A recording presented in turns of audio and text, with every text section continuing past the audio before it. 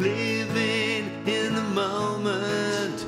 You're loving the camper van life. You're living in the moment and loving the camper van life. Merry Christmas, everybody!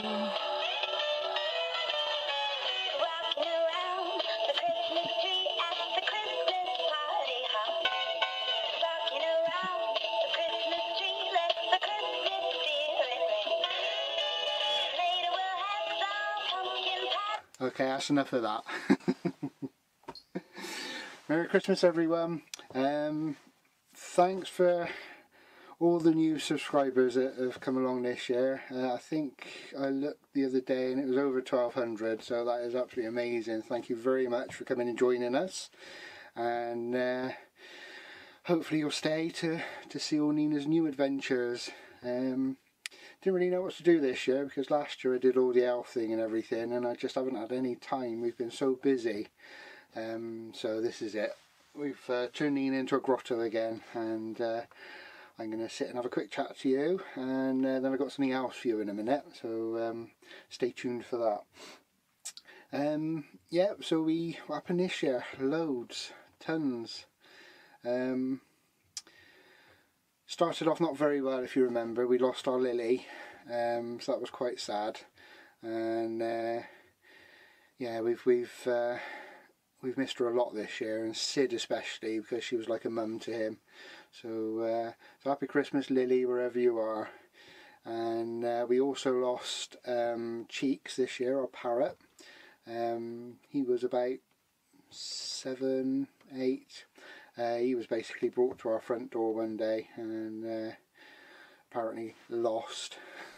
I think they got rid of him because he was so noisy. He just screeched. He was a green-cheeked conure, and he didn't actually speak, but he screeched for England, I tell you. Yeah, so the place is quite quiet without him, bless him.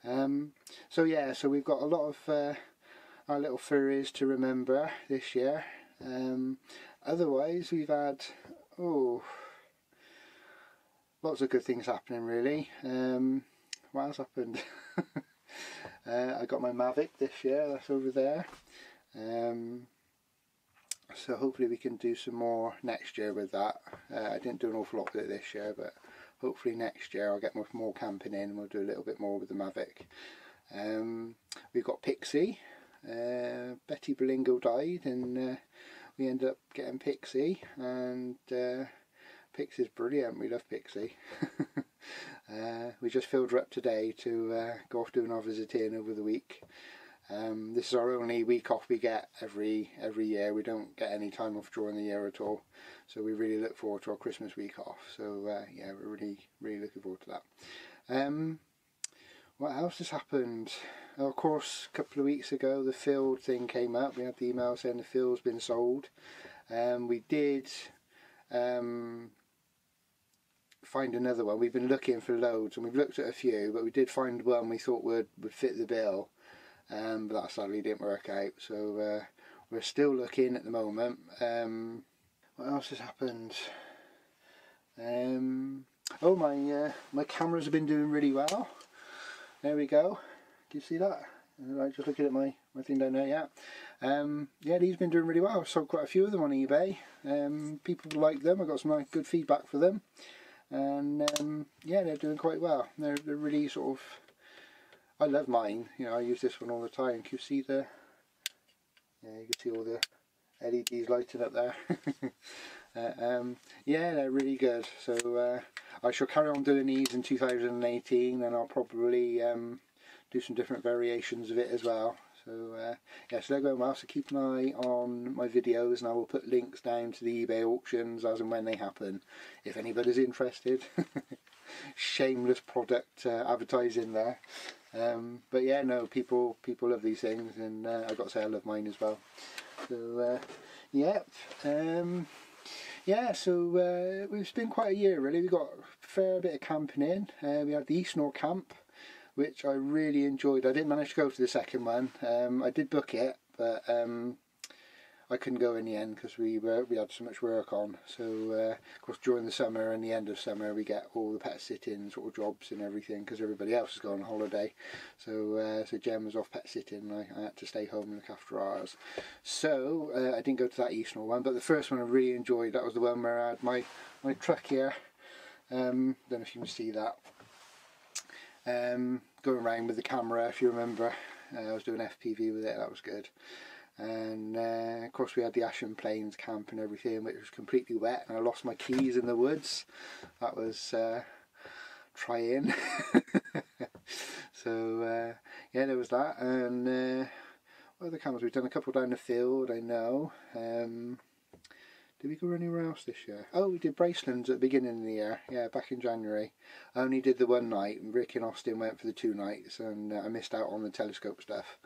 But yeah, so hopefully, I mean, we were hoping to go this year to like a really dark campsite, weren't we, Rick? But that didn't happen for whatever reason. So hopefully next year we'll get a bit more of it in. I hope so anyway. Right, I'm going to stop waffling now. I just want to say Merry Christmas, everybody. I hope you have a really good festive period and New Year. And I hope 2018 is good for everybody.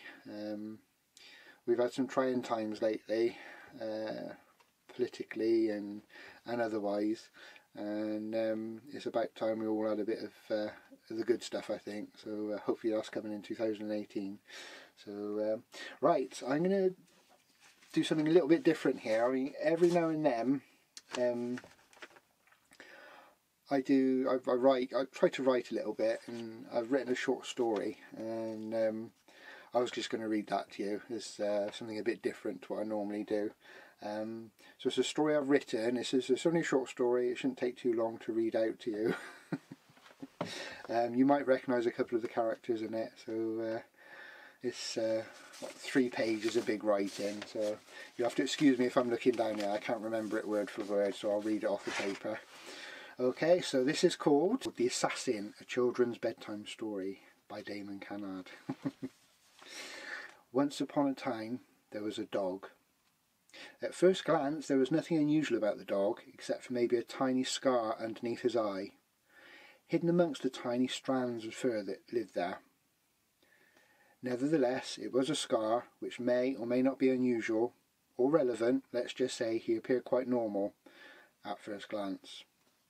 He was quite a handsome dog, of no particular breed, but strong in the eye and an air of authority. In short, you wouldn't mess with him down a dark alley, and probably not when in broad daylight either. He demanded respect without asking for it. He was black all over, except for a shade of grey within the deepest black, which ran towards a magnificent chest where the grey was allowed to take over. Oh, and the end of his tail was the same colour as his chest. So in summary, he was black and grey. At this particular moment in time, he was staring hard off into the distance, his nose raised slightly, testing the air. Something or someone had his attention, something unfriendly, evil almost. He moved forward slightly, reading his surroundings. He had been here a while and longed to test his muscles, loping into the night. But he had a job to do. He would have to wait. His work here was not done. He was standing on a large slab of rock which overlooked a village in the valley below. The scent of humans still lingered, no doubt after a successful evening of courtship, looking out over the twinkling lights of the village, which was also bathed in the magical moonlight. I'm not an official narrator. He tested the air again. The scent was moving, slowly. It was stronger. He knew that whatever it was heading straight towards him. His muscles flexed, hardening as the adrenaline started to course through his veins. He was ready for this. He was born ready. He lowered his head. It was the slightest of movements. He didn't want to show weakness. It was a protective gesture, making difficult any attack aimed at his throat. His lips curled upwards into a deadly grin. His nose raised high above his front teeth, his tongue protruding slightly between them. He meant business, and whatever was about to confront him would be under no illusion as to what was about to happen or who would be victorious. Just below him, the undergrowth rustled. He eased back on his legs like a coiled spring, ready to explode forward and meet his adversary and finish the fight for it had even begun. That was how it always went. He had never been beaten yet. The blood in his head pounded, preparing him for battle, sharpening his senses, feeding his muscles. He could hear every blade of grass move under the feet of the enemy below. It was now or never. In the blink of an eye, the grass suddenly parted, and a blurred ball of orange and claws flew through the air towards him. He leapt forward and met the ball halfway, both high above the rocky slab, gnashing and snarling and spitting and meowing. Meowing? Both fell to the slab in a heap, rolling round in laughter, the ginger fur ball now stretched out, bopping Barney on the nose playfully, then pushing his head into him and purring. The good-natured dog licking Tiger's ears, making them flatten momentarily. This must have been the millionth King of the Castle game, and Tiz still hadn't successfully managed to ambush Barney. Next time, there was always next time. So excuse my bad reading now, I'm not used to reading to the camera or anything, I'll have to work on that. Obviously that was Barney and Tiz, and a little game they played in that story. So I hope you liked it. Merry Christmas everybody, and have a great new year, and I will see you in the new year with a new video, hopefully. Well, lots of new videos, hopefully. So take care everybody. Merry Christmas. Don't drink too much of this, or drink too much, whatever you want to do. Take care everybody. Bye. Living in the moment, you're loving the camper van life. You're living in the moment and loving the camper van life.